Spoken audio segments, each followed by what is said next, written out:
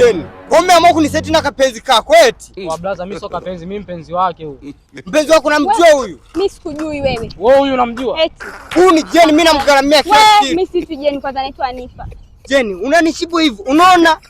Ananiambia nitaje nimemhudumia kila kitu. Kweli, Jeni kweli. Mimi nakufanyia yote yako unakuja kuniseti na haka kweli haka. Wewe usikaite haka, wewe ni mpenzi wako. Ni mtu. Afrika nishakwambia mimi siitwi Jeni, naitwa Anifa. Maana nyinyi mnajuana si ndio? Au usinishike. Hapana mimi. Sasa naomba unisikilize.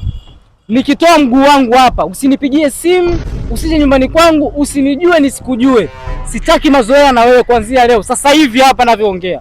Brother, upo serious kweli? Mimi nipo kwenye mazoezi ya kufumania. Jana mpenzi wangu anafumania mwana jezi. Sasa nikakusanya na maana na jezi ya kufumania. Leo nipo nafanya mazoezi. Kwa hiyo samahani, nimewashitwa eti. Hivi una akili timamu kweli brother? Kwa lengo lako ulikuwa unataka utugombanishe. Wewe una akili timamu wewe kweli? Samahani, ndio maana nimeomba. Sio samahani, una akili timamu, unajielewa? Wewe unakuta mtu amesimama barabarani unaanza huyu nini? Wewe kumbe mjui ufanye naye? Eti mimi simjui, ndio kwanza namuona leo jamani. Basi naomba niondoke. Sio basi, nenda bwana, uondoke, unatoaga kipi unakuja ulituambia? Amnipigi. Yesu! Nenda bwana, tukupige tupige nini?